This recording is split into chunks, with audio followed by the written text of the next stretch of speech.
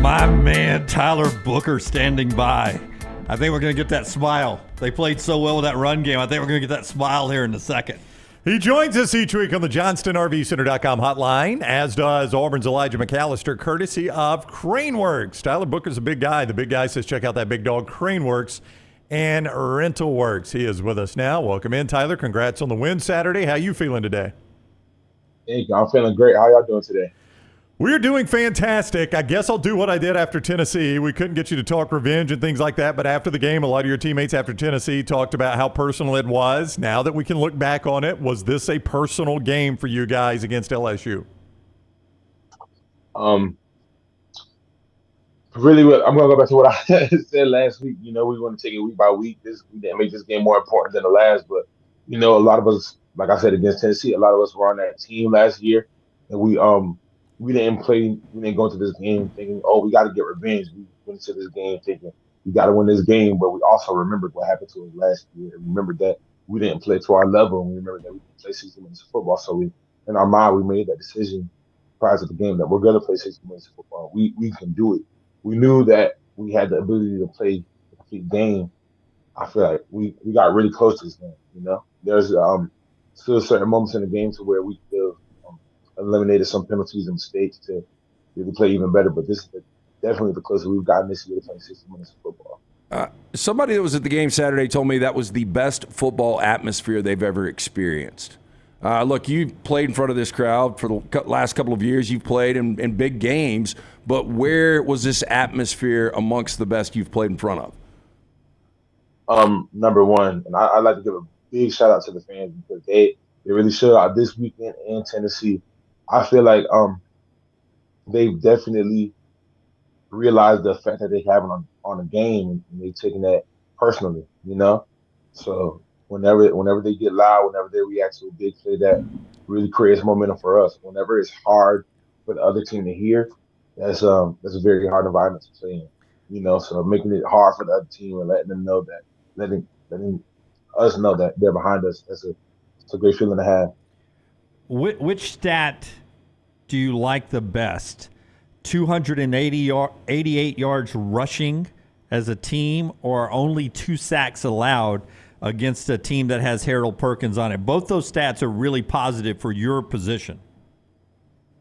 My favorite stat is obviously the rushing stat. You know, we love to be able to open up holes and hold up enough to give Jalen time, and when he sees fit, give him time to escape. But I definitely got to, like you said, bring up that on the 2 sacks stat.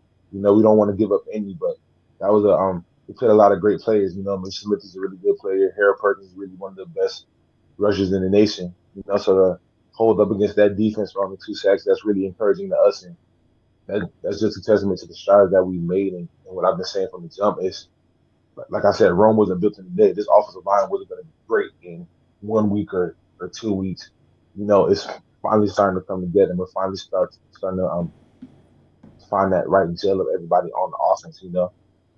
Tyler Booker is with us on the JohnstonRVCenter.com hotline. He joins us each week, courtesy of CraneWorks and RentalWorks. The big guy says check out the big dog, CraneWorks and RentalWorks. They bring you Tyler Booker from Alabama and Elijah McAllister from Auburn every single week.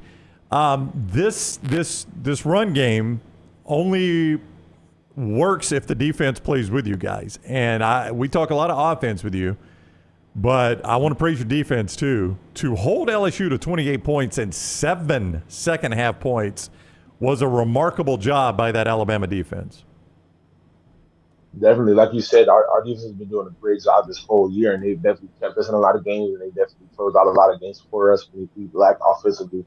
And I'm glad we were finally able to put up a good amount of points in a game like this to really show our appreciation to the defense, you know, that their stops aren't being taken for granted.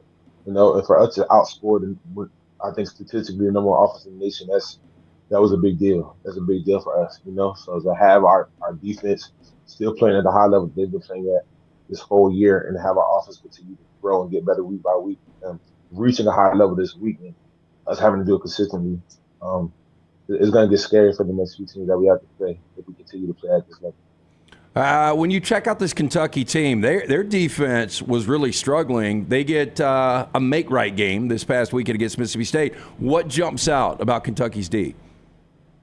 Kentucky's defense, they're pretty good up front from what I watched of them. We really just enjoyed them one yesterday. I briefly watched the game. We watched the Mississippi State game yesterday, but as we go through more film this week, we get a better gauge on them. But they're a good team. Like it's the SEC is any given Saturday. So we just had to carry on this momentum from this LSU victory on to Kentucky and all the games that we play after that. So it's all about carrying momentum and not getting complacent. This time last year, you guys were out of the college football playoff conversation with the loss to LSU. Now you're not. Now you're very much in that. I know you just said we got to take it one game at a time like that, but do you think these games will feel different, knowing the national attention will be on you guys the rest of the way? These games are going to feel different than last year, not for that reason, but we're in a much better spot. We're just we're playing better football. I don't think the national attention has anything to do with it. I just think it's because we're starting to play complete games. Like we had a great first half against Arkansas, great second half against Tennessee. Now we put it together. Now we just have to continue to put it together for these next games. I think it's different for us because of our potential and where we are, not because of the national attention, or I'd love to say the external factors. We've heard it before. Tyler Booker with us, courtesy of CraneWorks and RentalWorks. The big dog, the big guy says, look for the big dog, CraneWorks and RentalWorks. I know the locker room is a sacred place, and I know there's certain things you would not divulge, but can you take me into a locker room after a big win like that and what it's like? I won't give you too much because, like you said, the locker room is a sacred place, but it's just a lot of excitement, That was a big game for us. That was a great victory. Like I said, that was a great LSU team, statistically the best offense in the country before they played us. But to be able to go out there and have a great team win like that, to be able to play for 60 minutes, it was just a great feeling. So there was a lot of smiles around the locker room. This is what I've been talking about. This is what everybody's been talking about, what it looks like Alabama when we play Alabama football. That's the closest thing we played to Alabama football since I've been here. So just being able to keep that going and really everybody just embracing that moment and just wanting to feel that again the next week and all the other weeks to come. With that much emotion and that late of a game, what time do you finally get to bed? I think I went to bed around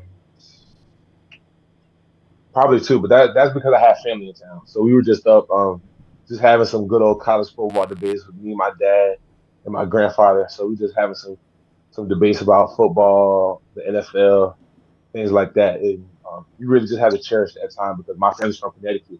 So they usually fly in and fly out the next day. So I just try to get as much time with them as I can. Hey, our friends of Coca-Cola had us over there in Tuscaloosa I believe it was Thursday, at a place called The Standard on the Strip there. They cook New York-style pizza, and we all talked to them about chicken and broccoli pizza, and they're willing to make you one. If you start craving it so badly, they're willing to make you one. Definitely. I love going to The Standard. It's the closest thing we have down here to pizza that I've grown up with, All of my friends like Domino's, Papa John's, like, no, I won't do it. So, but The Standard to even match up with some of the Connecticut stuff, that's one of my favorite places to go in Tuscaloosa. So I'll definitely be trying that chicken and broccoli there soon. We made friends with the owner, and we told him, and he would be thrilled to host you. So we'll text him. Is that okay? We'll text the owner and just say, hey, you want to come by and get it? So that sounds great. Sounds good. Okay. Appreciate that. We'll hook you up. We like you.